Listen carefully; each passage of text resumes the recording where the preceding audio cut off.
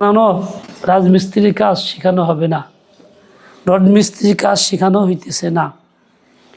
তোমাকে এখানে দুনিয়ার নিয়মে কোনো পেশা শেখানো হইতেছে না, চুল কাটাও শেখায় না।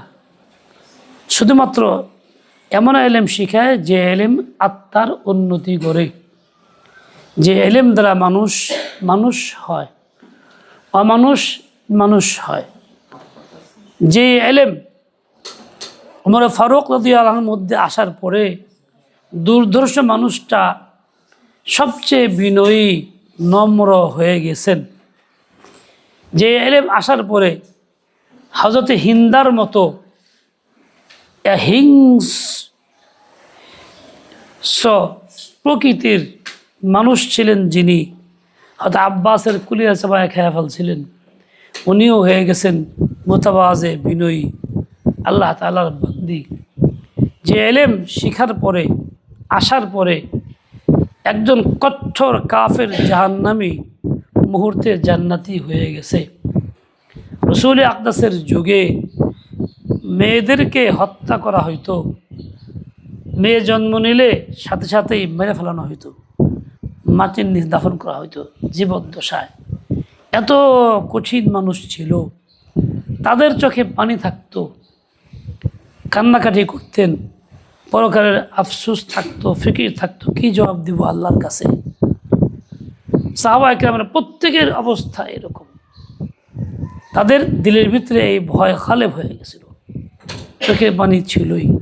কিসের কারণে? এই ইলমের কারণে। এই ইলম মানুষকে মানুষ বানায়, হিংস্রকে বিনয়ী বানায়, সবচেয়ে বড় জালেমকে সেবক বানায় দেয়। এই ইলমটা এমন ইলম, তোমাদেরকে আল্লাহ এই ইলম শেখার জন্য আসার সুযোগ দিয়েছেন। এত বড় সুন্দর পরিবেশ, মাদ্রাসা, বিল্ডিং, সব কিছু মনের মতো, বাথরুমগুলি পাকা, ওইসব জায়গাগুলি পাকা, খানা মিলে, কষ্ট করা লাগে না, কাজ করা লাগে না।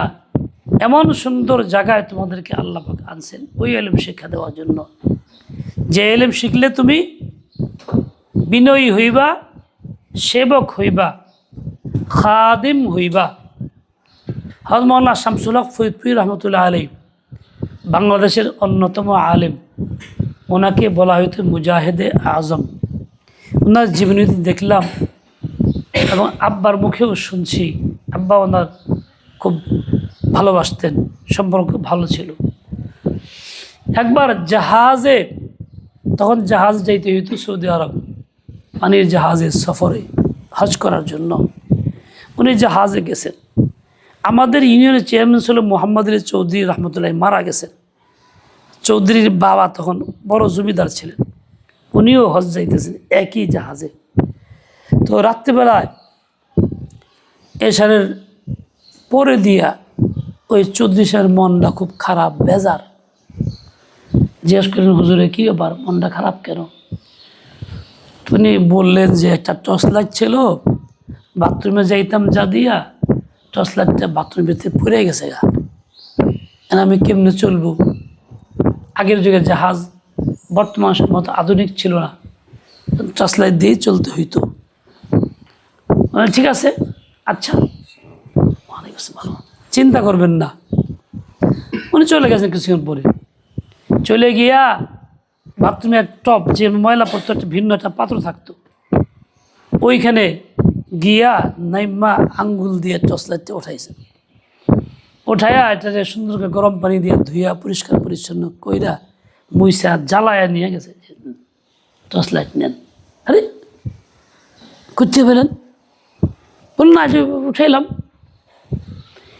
বাংলাদেশের সেরা আলেম যিনি, তার ভূমিকা ছিল এই, যার যা পড়ছে সে চিন্তিত, সে উঠাই নাই, কি করবে চিন্তা করতেছিল।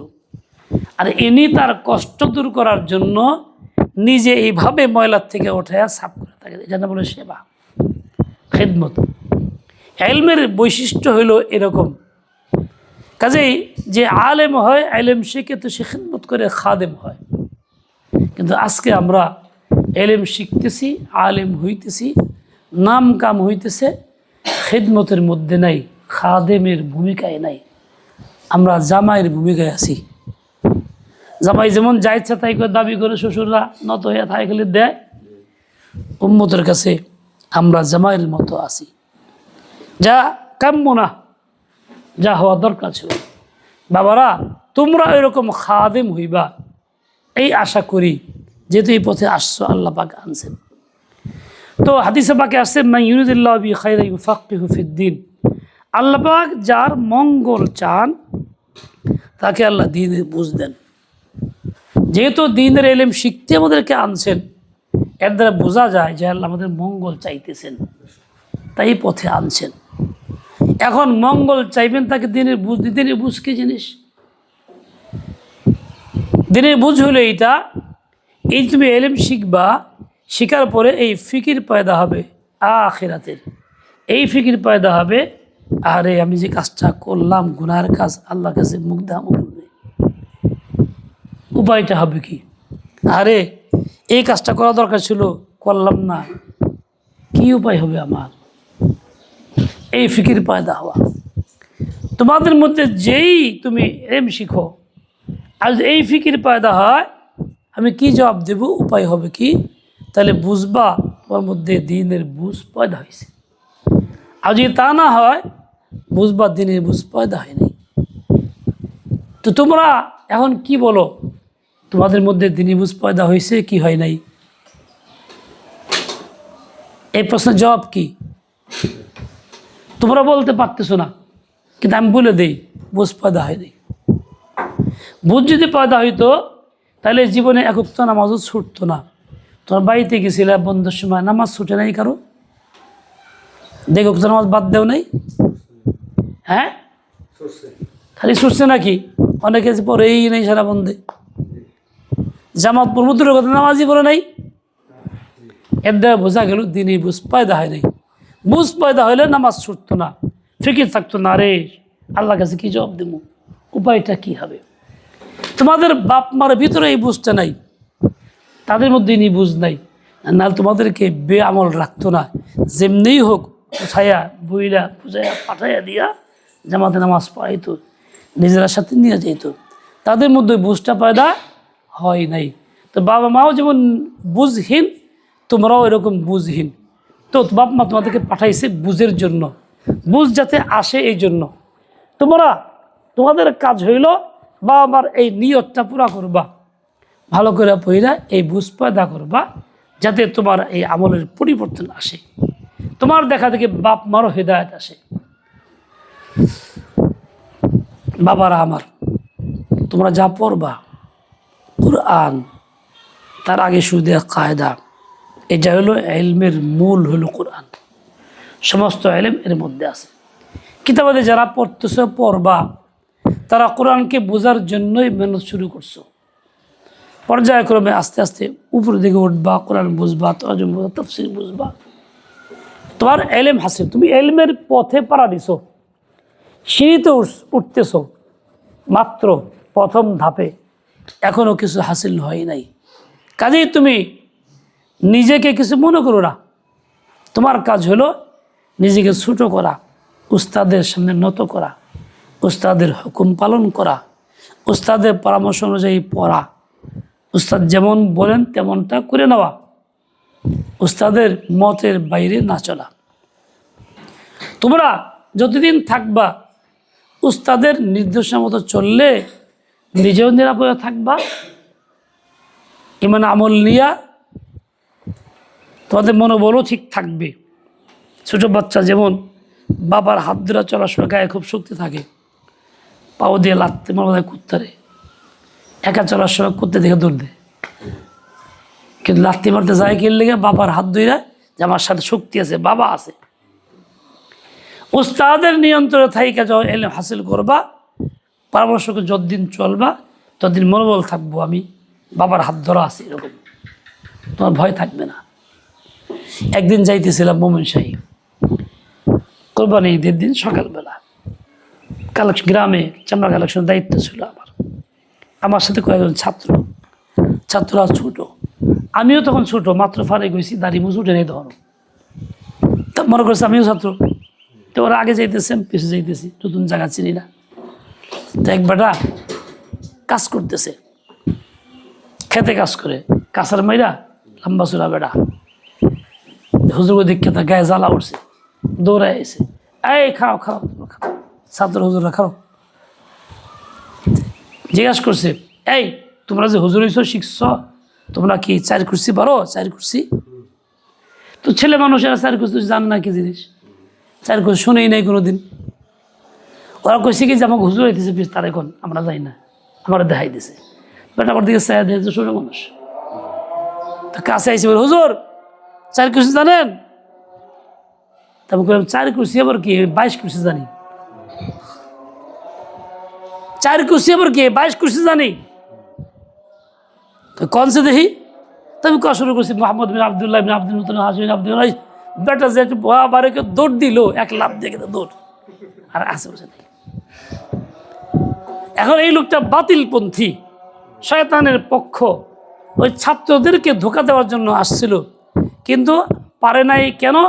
আল্লাহ পাক আমার সামান্য একটু এলেম দিয়েছে সেজন্য। আর না হলে সে আমার লোকে মোকাবেলা করে আমার হারাই দিত। শয়তান যত শক্তিশালী হোক, দিনের বুঝ পয়দা হইলে, ফকি হয়ে গেলে, তার সঙ্গে শয়তান পারে না। তার সঙ্গে শয়তানে, তোমাদেরকে শয়তানের মোকাবেলা জিতার জন্য খাস সেনাবাহিনী হিসাবে আল্লাহ পাক তোমাদেরকে তৈরি করবেন, তাই এই পথে আনছেন। এখন তোমার ট্রেনিং আসো, পড়বা, শিখবা, নিম্নজয়ী চলবা, ইনশাআল্লাহ একদিন সময় আসবে শয়তান তোমার সাথে মোকাবেলা করা পারবে না। উল্টা তুমি উম্মতকে সহি পথের প্রতি বানাইবা। শুধু তাই না, দেখো বাবারা, এলেম কাকে বলে? এলেম এক নূরকে বলে, যা হাসিল হইলে আমল ছাড়া থাকা যায় না, অশান্তি লাগে। ওই নূর যখন তুমি হাসিল করে ফেলতে পারবা, ওই নূর দিয়ে অন্ধকার দেখবা, সমাজে কোথায় কোন ভুলটা আছে, কোন আকিদা খারাপ, কোন আমলটা সহি না, কোনটা সুন্নতের খেলাফ, কোনটা বেদাত, দেখে ফেলবা। দেখে তুমি ওই জায়গাতে জায়গা মতন কাম করবা, বেদাতের মোকাবেলা করবা, সুন্নত জারি করবা, আকিদা খারাপ থেকে সহি আকিদা বয়ান করবা, বেঈমানকে ইমানদার বানাইবা, মানুষকে আল্লাহর মুখে দায়ী হইবা, আল্লাহর দিকে আহ্বান করবা। তোমার দ্বারা আল্লাহ এই কাজ করবেন, করাবেন, তুমি ছোট হন বুঝো না। এই জন্য বাবারা, হিম্মত হারবা না, মনোবল নিয়ে থাকবা, মাদ্রাসার নিজাম মানবা, উস্তাদের পরামর্শক্রমে চলবা, প্রতিটা পড়া ভালো করে বুঝে পড়ার চেষ্টা করবা, না বুঝা কিতাব থুয়ে যায়ও না, যে বুঝি না আচ্ছা আগামীকালে সবক চলুক, এরকম না হয়। বরং এটা বুঝে চলি, 2 দিন বেশি লাগলেও না বুঝে যাইতাম না, তাহলে দেখবা তুমি জিন্দেগি গড়তে পারছো, কামিয়াব হয়ে গেছো। আল্লাহ পাক কামিয়াব করেন, তৌফিক দেন, মাহরুম না করেন। বিসমিল্লাহির রহমানির রহিম। রব্বি ইয়াসসির ওয়ালা তুআসসির ওয়াতাম্মিম বিল খাইরি রব্বি জিদনি ইলমা রব্বি ইশরাহ লি সাদরি ওয়ায়াসসির লি আমরি ওয়াহলুল উকদাতাম মিন লিসানি ইয়াফকাহু কওলি ওয়া বিকা নাস্তাঈনু ইয়া মুস্তাআন। আউযু বিল্লাহি মিনাশ শাইতানির রাজীম। বিসমিল্লাহির রহমানির রহিম। আলহামদুলিল্লাহি রাব্বিল আলামিন। আর রহমানির রহিম। মালিকি ইয়াউমিদ্দিন। ইয়্যাকা না'বুদু ওয়া ইয়্যাকা নাস্তাঈন।